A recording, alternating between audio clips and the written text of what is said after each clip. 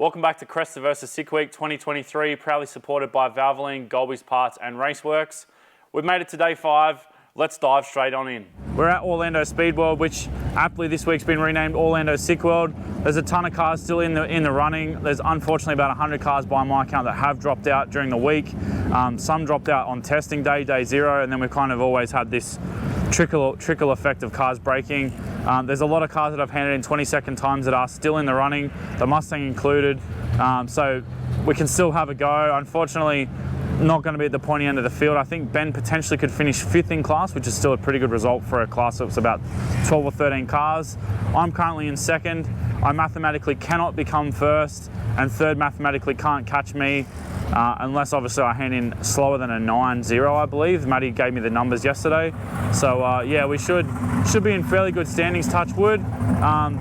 Still probably going to go for a 1 and done. I kind of had these aspirations to throw it out the back door and run low 8, maybe a 7, but realistically, there's no benefit in it. We can only go A50 here legally, and we can't hand that time slip in. So for this event and what we're doing, I don't think it's probably the right event to do it at.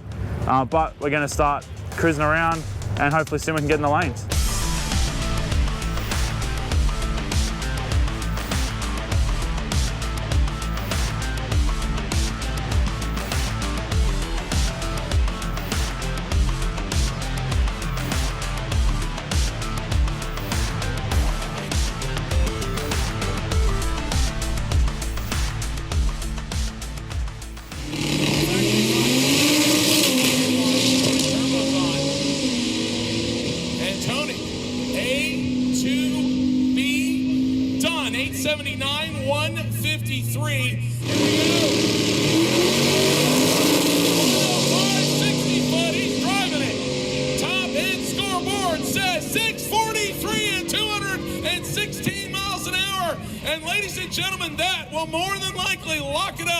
Unofficially, your winner, Michael Westberg with a 6:43.5.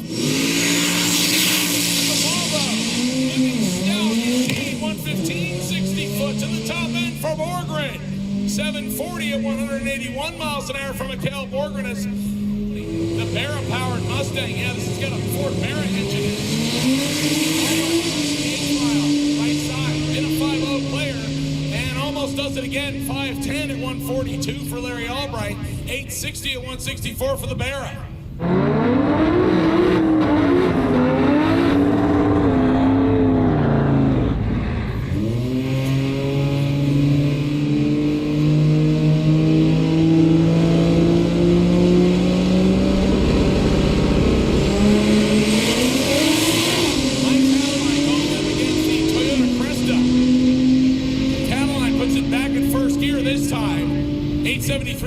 For Catalan, 873 also at 157 for the Cressida.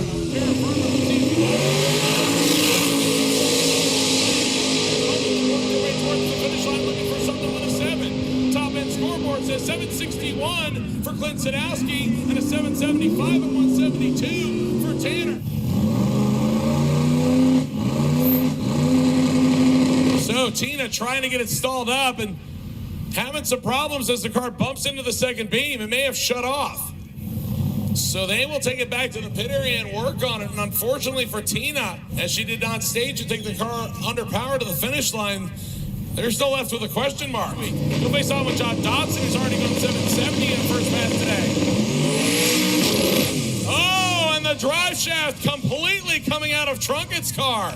And Dodson thankfully spun the tires and got it stopped in time, because that could have been bad. There was a carbon fiber drive shaft, and that thing just came apart and basically ripped everywhere. And Dodson is trying to go around it. Hopefully doesn't pick up parts and pieces of it and cut his tire. The thing about carbon fiber, obviously it's nice and light, but it doesn't like impact of any kind. So what ends up happening is the drive shaft basically sheds itself. The good part about that is it means instead of parts and pieces coming through your transmission tunnel, it all goes underneath the car. The problem with carbon fiber is it's very sharp when it comes apart. So again, Stefan not with a time slip yet that he wants to hand in. He will try again.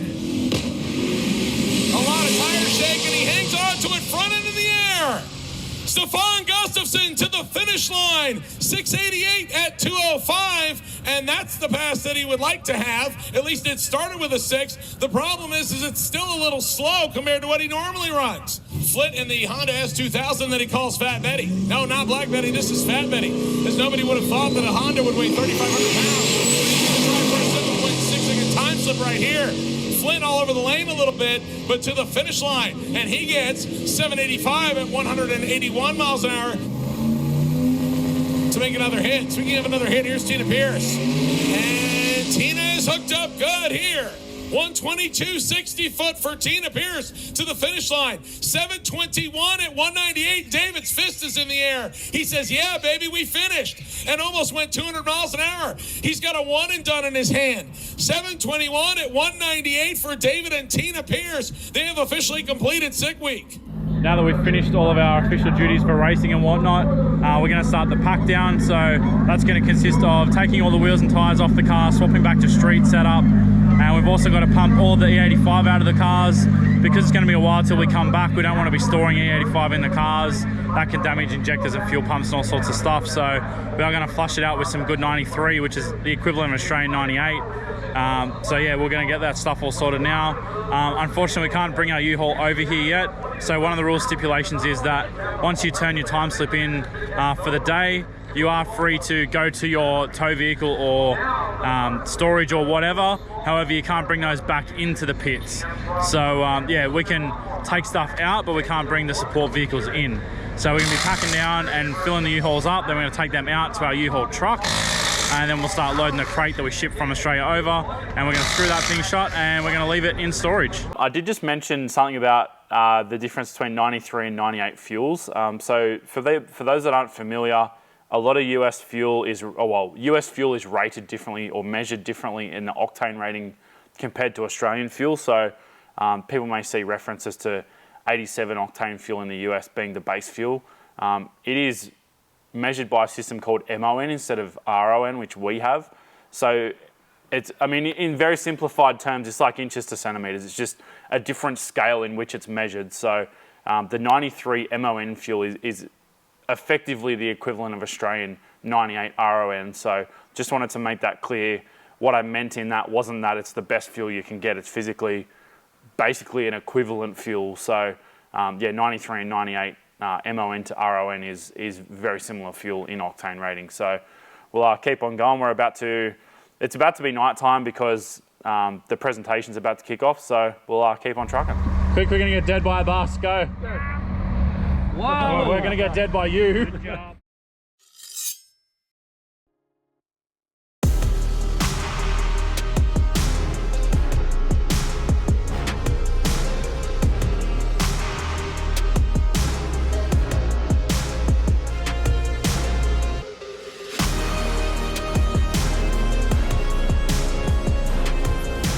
Number 3 in Sick Week Freaks, Rob Courtney, 1995 Honda Civic. Rob, come on down. You're our number 3 guy.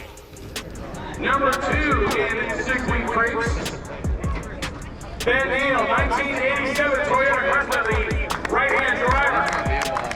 And Ben Neal is also our quickest 6-cylinder. So he's a twofer. So put your hands together twice as much. He deserves it. He won 2 for So Ben Neal, yes.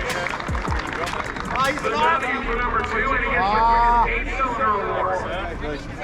Appreciate it. I'll bless you a little hard. Thanks a lot. You can't fix that. That's broken. That'll be right. Well, it's officially the end of Sick Week 2023 for both of us. Second in place for me in Sick Week Freaks, and Pag has rolled out with our fastest 6-cylinder. So another one done. That's pretty much 4 or 5 on the trot for your car and 6 for me. So far we haven't as yet not finished an event.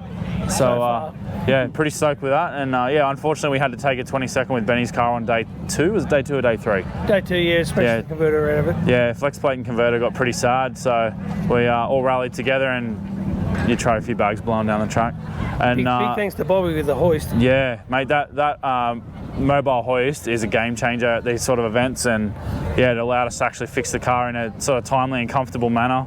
Thanks to Chris too for bringing the flex plate up. Yeah, without him too, we probably would have had a bit of a battle trying to find a flex plate. And yeah, it's been an adventure and it's been a challenge. It was a great event, but it was hard. Very, very hard. Well, that sums up our 6 week adventure. We've got the cars loaded up now. We're actually going to head north and put the cars in storage. There's a massive list of people I need to thank. Please excuse me, I am going to read it off my phone because I don't want to miss anyone. First and foremost, thanks to Dad for his support and coming out and helping me film this whole thing. Maddie, the remote tuning, just helped us heaps. Without Maddie's help this week, we wouldn't be able to get where we got. It was pretty challenging actually trying to slow the cars down enough to run that 850. Unfortunately, we didn't quite get to the 850 number we were looking for, but I reckon now we've got really solid data on both cars to go ahead further this year in the States and kind of tick all those boxes. Paggers and Cam, thanks to those guys as well. We had definitely challenging conditions and we got heaps of stuff done. We ticked all the boxes. Unfortunately, we couldn't actually put in a time slip on day 2, I think it was, but you get a 20-second when you break the beam, so that meant we're still in competition and we could continue forward. Valvoline, thanks for their support. Same deal. They've helped us out a ton with product as well as helping out some money to get the car here. We've also got Raceworks and Golby's Parts. Those guys also same deal. They've contributed to be partners for us as well with product and also financial support. So yeah, we really appreciate their help. Empire, the engine's flawless, both cars. We've had no dramas with the engines all week. Beating on these things, driving them on the road, pulling trailers. We had like 38-degree day one day. So yeah, driving through that heat all day and yeah, the things didn't miss a beat. Same deal, Empire Elite Performance Parts. Both these engines are a testament to the quality of the parts they make. If you're looking to build a Barra, they're definitely the guys to speak to for yeah, high quality Barra stuff that's made in Australia. Circle D and Pete especially. Also Chris, thanks for the use of the shop. The new converter in the car works really well. So yeah, looking forward, we'll probably actually put a Circle D converter into the Mustang as well because the old Hughes converter that came out of it's pretty badly damaged and I don't know if we'll even be able to salvage that.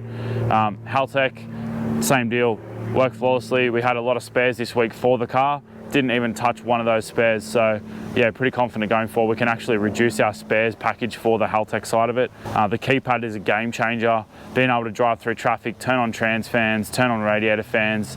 Also pumping the fuel tank out every day. Having the keypad and be able to just turn the fuel pump on without having to bridge out relays. We can just take one AN fitting off the rail, pump the whole system out, put some E85 in, flush it and go again. So yeah, that was a nice welcome addition to both cars this year without having to sort of jerry-rig stuff up. You literally just key on and fuel pump on. So yeah, that worked fantastically. Thanks also to my wife, Amy. Like without her either, she's keeping BCW running at home while we're here. So looking after the family, looking after the business. So yeah, can't do any of this without her and I appreciate her help and support. We've also got obviously Permatex, supplied a lot of sealants and products for us this week. We didn't have a lot of events going on this week, so we didn't, or a lot of eventful stuff going on, so we didn't use a lot of the stuff, but yeah, it's always handy to have that sort of stuff on board because you've got other people that need stuff. We handed out some stuff during the week to get people by, and yeah, without that stuff too, there'd probably be other people that didn't finish the week. So yeah, pretty happy with their support. Sick the Mag. Without those guys, none of us would have been here. This event is put on by those guys and it's a fantastic event because I feel like Tom and the crew run it as races for races. So you don't have this kind of political corporate money-making machine behind it. It's a small group of dudes and I don't mean that disrespectfully at all. And it shows. The event flowed really well. Even the sign-on day just flowed really nicely. We were quite late to the queue. We were there early time-wise, but there was already quite a lot of cars in front of us and the tech line processed really quickly and we were still able to get in the line into the staging lanes before the track had even opened for testing on Sunday. So yeah, that's a true testament to those guys because trying to turn 350 plus cars around in a couple of hours in a beating down heat. Massive thank you to everyone who was helping out in the tech line as well because without those guys, same thing, there'd probably be twice the amount of time processing, but there was so many hands on deck that it ran so smoothly and yeah, it couldn't have been any better.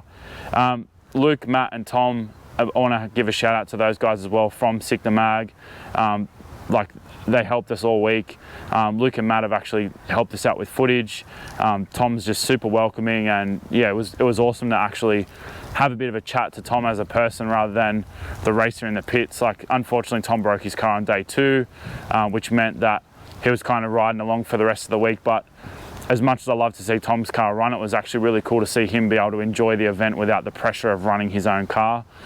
Seeing him at the checkpoints every day, sort of smile on his face, encouraging people to be there and just having a great time. It was an awesome atmosphere.